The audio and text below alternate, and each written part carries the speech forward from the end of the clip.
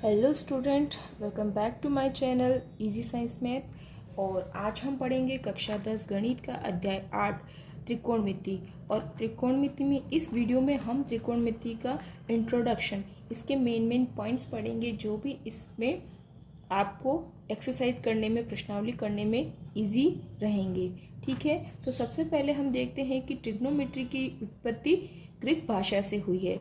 तो ग्रीक भाषा में 3 ग्रीक शब्दों से ट्रिग्नोमेट्री की उत्पत्ति हुई है। पहला है ट्राई, जिसका अर्थ होता है 3, दूसरा है गॉन, जिसका अर्थ होता है भुजा, और तीसरा है मेट्रोन यानी कि माप। तो इन शब्दों से ट्रिग्नोमेट्री की उत्पत्ति हुई है।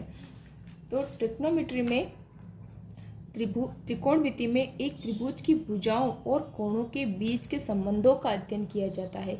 यानी जो हम त्रिकोणमिति पढ़ते हैं उसमें हम क्या करते हैं कि त्रिभुज की भुजाओं और उसके कोणों के बीच के संबंध का अध्ययन किया जाता है। इस अध्याय में हम एक समकोण त्रिभुज की भुजाओं के कुछ अनुपातों का उसके न्यून कोणों के सापेक्ष अध्ययन करेंगे, जिन्हें कोणों के त्रिकोणमिति अनुपात कहते हैं।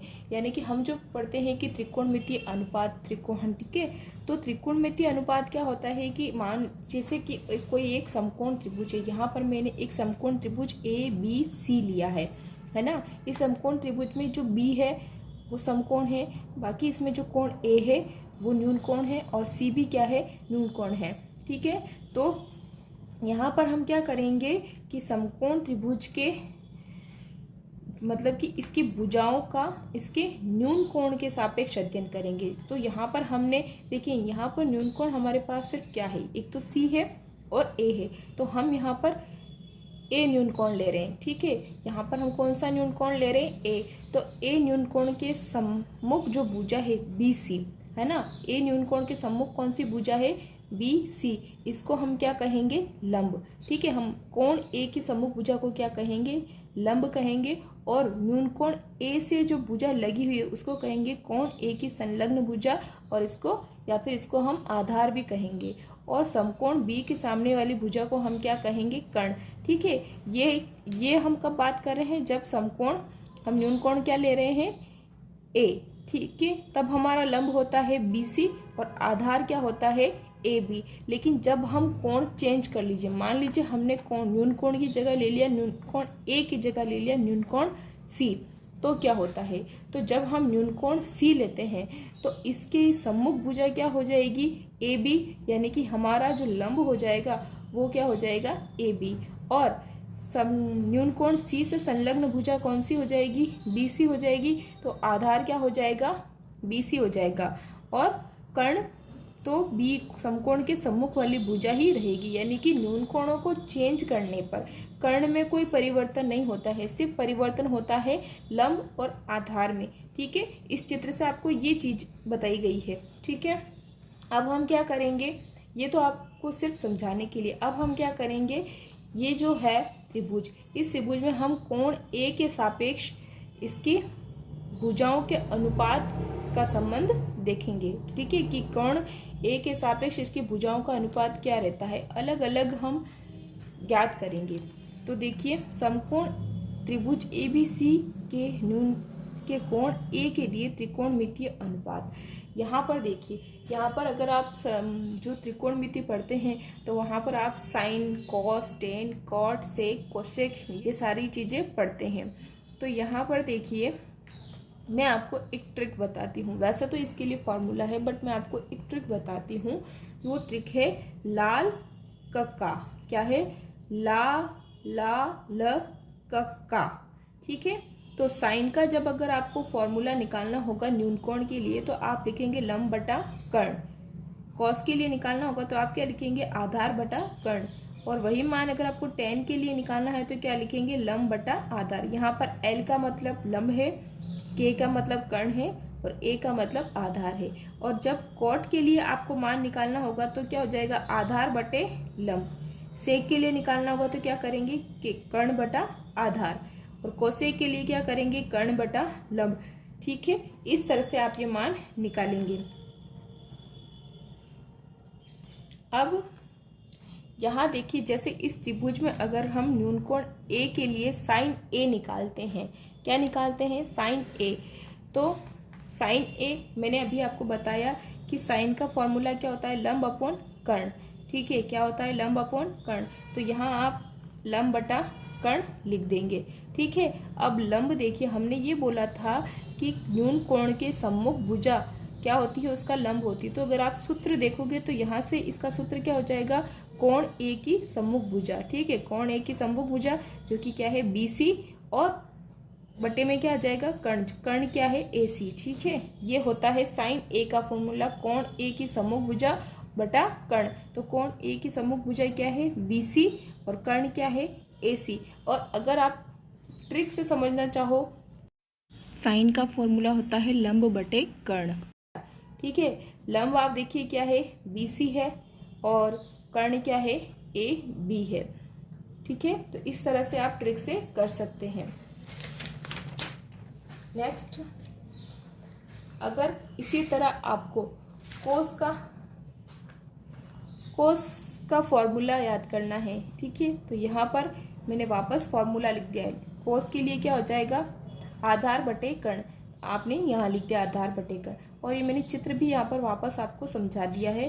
ठीक है, ये वही बनाया हुआ है, ए के सामने लंब, बी के सामने कर्ण, और ए से लगी हुई भुजा आधार। ठीक है, तो कोस ए के लिए क्या हो जाएगा, आधार बटे कर्ण। तो यहाँ पर आधार क्या है, AB, और कर्ण क्या है, AC। टेन ए के लिए क्या हो जाएगा, लंब बटे आधार। ठीक है, ये लंब बटे आधार, लंब क्या है, BC, आधार क्या है, AB।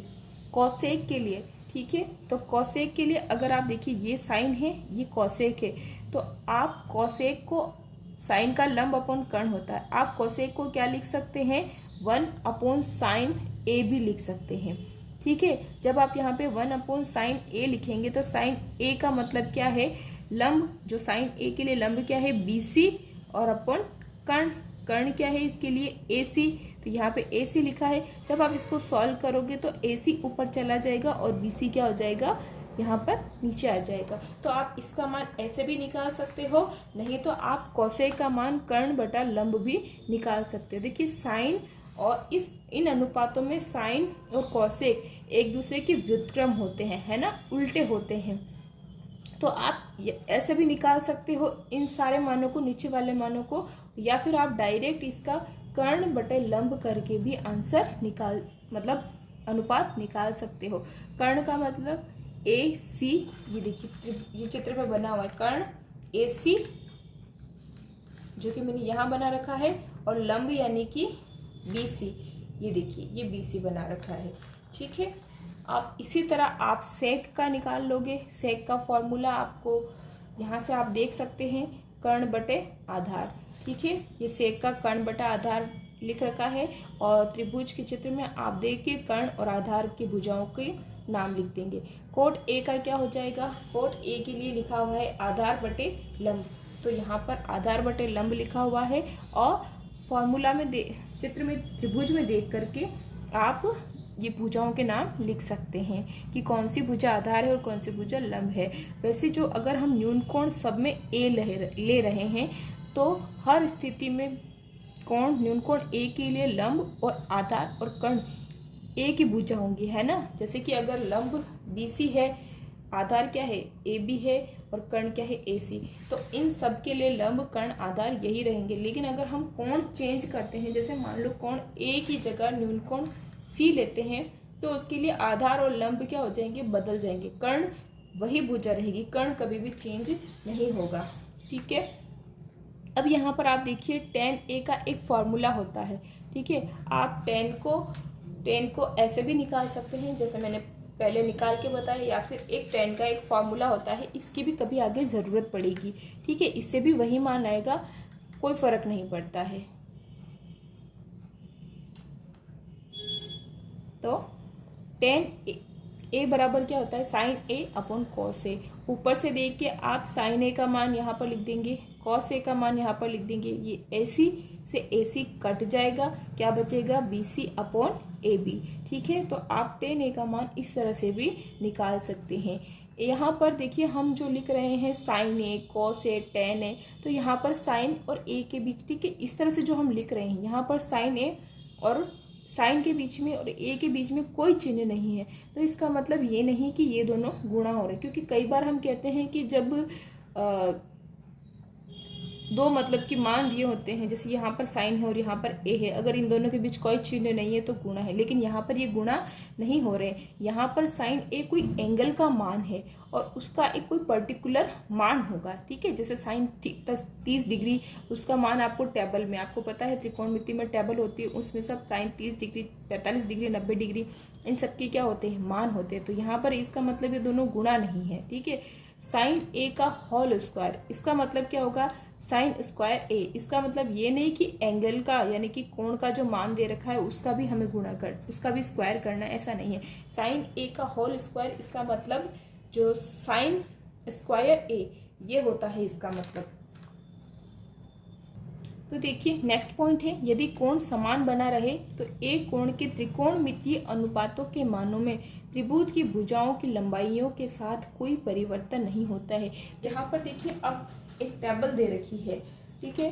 तो त्रिकोणमिति में आपको ये टेबल बनानी आनी चाहिए, ठीक है। ये टेबल आपको मतलब बिना देखे बनानी आनी चाहिए। आपको ये सारे मान याद होता है तो अच्छी बात है, लेकिन अगर याद नहीं है तो आपको ये टेबल बनाना आनी चाहिए। देखिए आप इस टेबल को कैसे बना सकते हैं, मैं आपको बताती हूँ। ये सारे जो हैं ये एंगल है, यानी ये एंगल दे रखे हैं 0 degree, 30 degree, 45 degree, 60 degree, 90 degree. तो मतलब कि त्रिकोणमिति में कुछ विशिष्ट कोणों के लिए आपको इनके मान बता रखे हैं, ठीक है। जैसे आप ये समझिए कि जैसे 0 degree, 30 degree, 45 degree, 60 degree, 90 degree, ये जैसे कोई 5 व्यक्ति है। 5 व्यक्ति जब दूध लेने गए, ठीक है, दूध लेने गए तो पहला वाला गया वो कुछ नहीं लाया, है ना, यानी कि 0। दूसरा वाला गया वो कितना लाया, पाव भर दूध लाया। तीसरा वाला गया कितना लाया, आधा किलो दूध लाया, ठीक है। तीसरा वाला गया 3 पाव दूध लेके आया, 3 पाव को ऐसे ही शो करेंगे, ठीक है। और पांचवा वाला गया क्या लाया, 1 किलो दूध लाया, ठीक है। ये वाला कुछ नहीं लाया, ये वाला पाव लाया, ये आधा किलो लाया, 3 पाव लाया, और ये क्या लाया, 1 किलो लाया। अब आपको क्या करना है, इस सब का अंडर रूट कर देना है। क्या कर देना है, अंडर रूट कर देना है। जब आप इनको अंडर रूट करके सॉल्व करोगे तो इसकी वैल्यू क्या आएगी, 0 का अंडर रूट 0 ही आएगी। 1/4 का मान क्या आएगा, 1/2 आएगा। 1/2 का मान क्या आएगा, इसका मान यही आएगा। मतलब 1 का अंडर रूट क्या निकल जाएगा, 1 निकल जाएगा, और बटा 2 का क्या हो जाएगा, √2 ही रहेगा। √3/4 का क्या हो जाएगा, √3 का मान तो 3 ही रहेगा, और 4 का क्या निकल जाएगा, 2, और √1 का मान क्या हो जाएगा, 1, ठीक है। तो ये जो आपके मान निकले हैं, ठीक है, ये जो मान आपके निकले हैं ये सारे साइन के मान हैं। ये साइन 0 डिग्री का मान है, ये 30 डिग्री का मान है, ये 45 डिग्री का मान है, ये 60 डिग्री का मान है, और ये 90 डिग्री का मान है। देखिए यहाँ पर ये सारे साइन के मान है, 0 डिग्री, 30 डिग्री, 45 डिग्री, 60 डिग्री और 90 डिग्री के मान है। तो अगर आपको ये फर्स्ट वाली लाइन का मान निकालना आ जाता है इजीली, तो आप पूरी टेबल आसानी से बना सकते हैं, ठीक है। तो ये हो गया साइन और ये हो गया कॉस। जब कॉस का मान अगर आपको लिखना है तो आपको कुछ नहीं करना है, ये 1 को इधर ले आइए, 0 का मान यहाँ लिख दीजिए, √3/2 यहाँ लिख दीजिए, 1/2 यहाँ, और 1/√2 1/√, यानी कि आपको क्रॉस चलना है। ये मान इधर, ये मान यहाँ, ये मान यहाँ, ये मान यहाँ, और ये यहाँ। 10 की वैल्यू जब आपको निकालनी है ना, 10 का मान अगर आपको निकालना है तो मैंने अभी आपको एक फार्मूला बताया था। 10 का फॉर्मूला होता है sin/a। देखिए हम इस 10 का मान कैसे निकालते हैं। जब हमें 10a का मान निकालना, जैसे आपको 0 डिग्री का मान निकालना है, किसका मान निकालना है, 0 डिग्री का मान, ठीक है। तो आपको अभी मैंने फॉर्मूला बताया था कि 10a बराबर क्या होता है, sin/cos है। तो वहाँ पर अपने को 10a के मान 10a के लिए हमने sin/cos लगाया था। यहाँ पर हमारे पास 0 डिग्री है तो यहाँ पर भी sin 0 डिग्री होगा, और यहाँ पर भी cos 0 डिग्री होगा। तो sin 0 डिग्री का मान कितना है, sin 0 डिग्री का मान है 0, ठीक है। तो हम 0 लिख देंगे।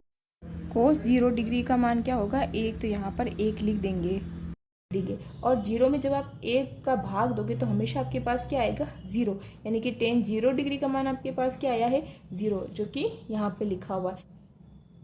tan 30 डिग्री का मान आप कैसे निकालेंगे? tan 30 डिग्री का मान निकालने के लिए फॉर्मूला क्या होगा? sin 30 degree upon cos 30 degree. तो sin 30 डिग्री का मान क्या है? 1/2। cos 30 डिग्री का मान क्या है? √3/2 है ना। जब इसको सॉल्व करेंगे तो क्या करेंगे हम? इस 1/2 लिखेंगे, इस बटा की जगह लगा देंगे गुणा, और √3/2 को क्या कर देंगे? उल्टा। तो 2 ऊपर आ जाएगा और √3 कहाँ हो जाएगा? नीचे। 2 से 2 कट जाएगा और इसका मान क्या हो जाएगा? 1/√3। यानी कि tan का मान हमारे पास क्या आ गया है? 1/√3।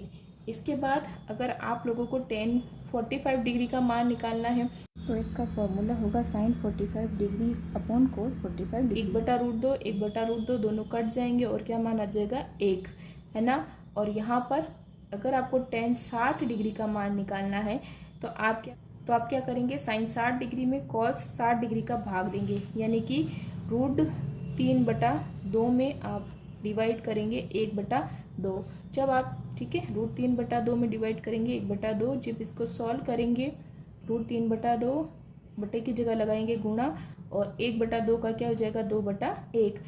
2 से 2 को क्या करेंगे?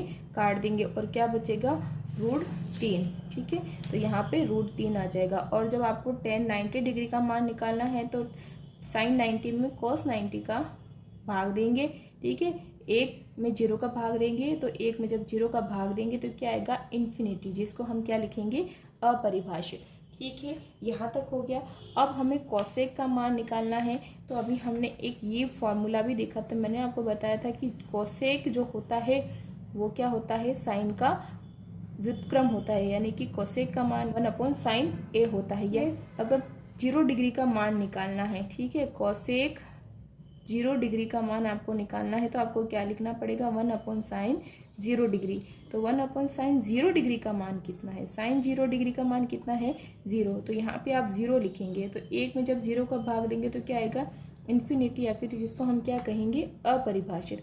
ऐसे ही जब आपको कोसेक 30 डिग्री का मान निकालना होगा तो 1/sin 30 डिग्री, है ना। और 1/sin 30 डिग्री का मान क्या है? 1/2। तो जब आप 1/2 में भाग देंगे तो यहाँ से क्या होगा? 2 कहाँ चला जाएगा? सॉल्व होके ऊपर चला जाएगा, तो इसका मान कितना आ जाएगा? कोसेक 30 डिग्री का मान 2 आ जाएगा।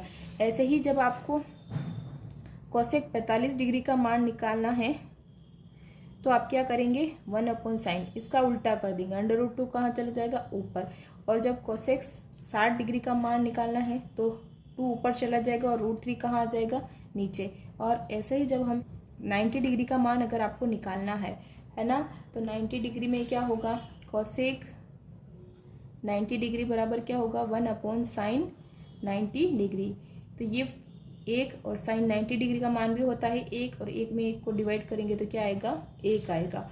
ठीक है, सेक का मान निकालने के लिए हमें कुछ नहीं करना है, 1 को इधर लाएंगे, अपरिभाषित को इधर लाएंगे, 2/√3 इधर जाएगा और 2 यहाँ आएगा, और √2 हो जाएगा। यहाँ पर cot A बराबर हो जाएगा 1/tan A। यहाँ पर आपको जितने भी डिग्री का मान लेना है वो मान आप ले लेंगे। जैसे 0 डिग्री का मान अगर आपको निकालना है तो 1/tan 0 डिग्री का मान लेंगे। 0 डिग्री क्या हो जाएगा? ये 0 मान है इसका, तो इसके लिए क्या हो जाएगा? इन्फिनिटी, अपरिभाषित हो जाएगा। तो यहाँ पर ये अपरिभाषित लिखा है। अगर आपको cot 30 डिग्री का मान निकालना है तो आपको 30 डिग्री के मान के लिए यहाँ पर आपको tan 30 डिग्री का मान लेना होगा। तो tan 30 डिग्री का मान क्या हो जाएगा? 1/√3। इसको जब सॉल्व करेंगे तो ये √3 ऊपर चला जाएगा, तो इसका मान क्या हो जाएगा? √3। ठीक है, अब आपको cot 45 डिग्री का मान निकालना है तो यहाँ पर आपको tan 45 डिग्री का मान लेना है, जो कि कितना है? 1। तो यहाँ पर ये कितना आ जाएगा? सॉल्व करोगे तो 1 आ जाएगा। अब आपको cot 60 डिग्री का मान निकालना है तो नीचे tan 60 डिग्री का मान आएगा, जो कि कितना है? √3। तो इसका मान यही रहेगा। ठीक है, अगर आपको cot 90 डिग्री का मान निकालना है तो 1/tan यानी कि क्या आएगा? इन्फिनिटी आएगा। और जब इसको डिवाइड करेंगे तो क्या आएगा? 0 ही आएगा इसका मान। यहाँ पर क्या है? 0। तो इस तरह से आप ये टेबल बना सकते हैं। बहुत इजी है ये टेबल। ठीक है, अगर आपको एक बार में नहीं है तो 1 या 2 बार बना के प्रैक्टिस कीजिए, तो आपको ये टेबल बना सकते हैं आप बिना देख के देख। ठीक है, और अगर आप चाहे तो आप इस टेबल को याद भी कर सकते हैं। अब हम पूरक कोणों के कुछ अनुपात देख लेते हैं। पूरक कोणों के त्रिकोणमितीय अनुपात। पहले ही आप समझ लीजिए कि पूरक कोण किसे कहते हैं। जब दो कोणों का योग क्या होता है 90 डिग्री होता है तो हम उसे पूरक कोण कहते हैं। जैसे साइन 90 माइनस ए बराबर क्या हो जाएगा कॉस ए, टेन 90 माइनस ए क्या हो जाएगा कॉट ए, सेक 90 माइनस ए बराबर क्या हो जाएगा कॉसेक ए, कॉस 90 माइनस ए बराबर हो जाएगा साइन ए। देखिए यहाँ पर पूरक देखिए साइन यहाँ पर कॉस है तो ऐसे ही जब यहाँ पे कॉस होगा तो यहाँ क्या होगा साइन। यहाँ पर टेन 90 माइनस ए है तो जब हम कॉट 90 माइनस ए लिखेंगे तो बराबर क्या लिखेंगे टेन ए। यहाँ पर सेक 90 माइनस ए बराबर कॉसेक है तो जब कॉसेक 90 माइनस ए लिखेंगे तो बराबर क्या लिखेंगे सेक ए। तो ये जो है यहाँ पर ए के जितने भी मान होंगे वो मान 0 डिग्री से 90 डिग्री के बीच होंगे। कभी भी इस ए का मान 0 डिग्री नहीं होगा और कभी भी इस ए का मान 90 डिग्री नहीं होगा, क्योंकि ये पूरक कोणों के अनुपात है। जब इसमें दो कोणों का योग 90 डिग्री होना चाहिए। इसमें क्या होना चाहिए कि कोई दो कोण होने चाहिए, उनका योग क्या होना चाहिए 90 डिग्री होना चाहिए। अगर मान लीजिए यहाँ पर कोई कोण 90 डिग्री है तो दूसरे कोण का मान क्या रखेंगे, क्योंकि यहाँ पर तो फिर 90 मान 90 डिग्री से क्या हो जाएगा ज़्यादा हो जाएगा, और अगर 90 डिग्री से ज़्यादा हो जाएगा इसका मान तो ये कोण पूरक कोण नहीं रहेगा, क्योंकि पूरक कोण का मान क्या होना चाहिए दो कोणों का योग 90 डिग्री होना चाहिए, 90 डिग्री से ज़्यादा नहीं होना चाहिए। और अगर मान लीजिए कि कोई एक कोण 0 डिग्री है, ठीक है, तो दूसरा कोण क्या है 90 डिग्री है, तो यहाँ पर तो पूरा एक कोण समकोण है और दूसरे कोण का तो कोई 0 डिग्री है, मतलब दूसरा तो कोण ही नहीं है। यानी कि इसमें जितने भी जो ए के मान होंगे वो क्या होंगे 0 डिग्री से 90 डिग्री के बीच होंगे, यानी कि सारे ये जो कोण है क्या हो जाएंगे न्यून कोण हो जाएंगे। इसलिए इन्हें क्या कहा गया है पूरक कोणों के त्रिकोणमितीय अनुपात कहा गया है। पूरक कोण यानी कि इनमें दो कोणों का योग कितना होगा 90 डिग्री होगा, ठीक है, और ए का मान 0 डिग्री या 90 डिग्री कभी नहीं होगा, ये लिख रखा है। अब कुछ त्रिकोणमिति की सर्वसमीकाएं हैं उस पर वो आप देख लीजिए। यहाँ पर त्रिकोणमितीय सर्वसमीकाएं हैं sine square A plus cos square A बराबर ए, और यहाँ पर देखिए जो ए का मान है ना, ये ए का मान क्या हो सकता है 0 डिग्री हो सकता है और 0 डिग्री से बड़ा हो सकता है, ठीक है, और ए का मान क्या हो सकता है 90 डिग्री हो सकता है और 90 डिग्री से छोटा हो सकता है, ठीक है। अभी जब आपने ये मान देखिए जो टेबल बनाई थी उसमें भी देखिए 0 degree 30 degree 45 degree 60 degree 90 degree ये सारे मान हमने देखे। तो उसमें 0 डिग्री भी है 90 डिग्री भी है, 90 डिग्री से छोटे मान भी है, 90 डिग्री से छोटे मान जैसे 60 डिग्री 45 डिग्री 30 डिग्री 0 डिग्री है, और 0 डिग्री से बड़े मान भी, 0 डिग्री से बड़े मान वही 30 डिग्री 45 डिग्री 60 डिग्री और 90 डिग्री है। तो ये बात आपको समझनी है। अगर कभी पूछ ले आधे नंबर के क्वेश्चन में ऑब्जेक्टिव क्वेश्चन में पूछ ले कि ए का मान क्या हो सकता है, तो ए का मान 0 डिग्री हो सकता है 90 डिग्री हो सकता है, लेकिन 90 से कभी कम नहीं हो सकता है, और 90 से कभी ज़्यादा नहीं हो सकता है, और ए से 0 डिग्री से कम नहीं हो सकता है। ये होगा ए का मान। तो यहाँ से sine square A plus cos square A बराबर होता है 1। यहाँ से अगर आप साइन स्क्वायर का मान निकालोगे तो क्या हो जाएगा 1 माइनस कोस स्क्वायर ए। इसी सरल से आपको कोस का मान साइन का मान निकालना है, और यहीं से जब आप कोस का मान निकालोगे तो वो क्या हो जाएगा 1 माइनस साइन स्क्वायर ए, यानी कि इन दोनों का योग हमेशा क्या होगा 1 से ज़्यादा नहीं होगा। और यहाँ पर आपको दे रखा है 1 प्लस टेन स्क्वायर ए बराबर सेक स्क्वायर ए, ठीक है। और देखिए ये सरसमीका दे रखी sec square minus tan square A बराबर 1। यहाँ से जब सेक स्क्वायर का मान आप निकालोगे, ये रहा सेक स्क्वायर का मान निकालोगे तो वो क्या हो जाएगा, देखो 10 माइनस का है, इधर जाएगा तो क्या हो जाएगा प्लस का हो जाएगा, तो 1 प्लस टेन स्क्वायर ए हो जाएगा। और यहीं से अगर आप टेन स्क्वायर का मान निकालना चाह रहे हो तो 10 माइनस का है तो इसको इधर लेके आओगे, ये प्लस का हो जाएगा, और 1 क्या करेगा सेक की तरफ जाएगा तो ये किसका हो जाएगा माइनस का। तो टेन स्क्वायर बराबर क्या हो जाएगा सेक स्क्वायर ए माइनस 1। इसी तरह जब आप एक और तीसरे सरसमीका है cosec square A minus cot square A बराबर 1, ठीक है।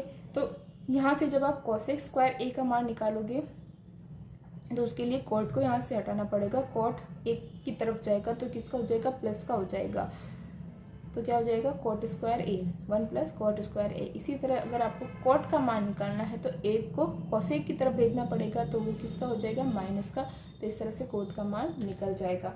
तो आज जो हमने पढ़ा है, ठीक है, तो ये सारी चीज़ें अगर आप त्रिकोणमिति कर रहे हो तो ये सारी जो सरसमीकाएँ हैं, जो त्रिकोणमिति अनुपात है और जो टेबल है, सारे जो विशिष्ट कोणों के लिए मान होगी टेबल, ये वाली टेबल आपको याद होनी चाहिए, इसके सारे मान आपको याद होने चाहिए, तब आप त्रिकोणमिति के सवाल आसानी से कर पाएंगे।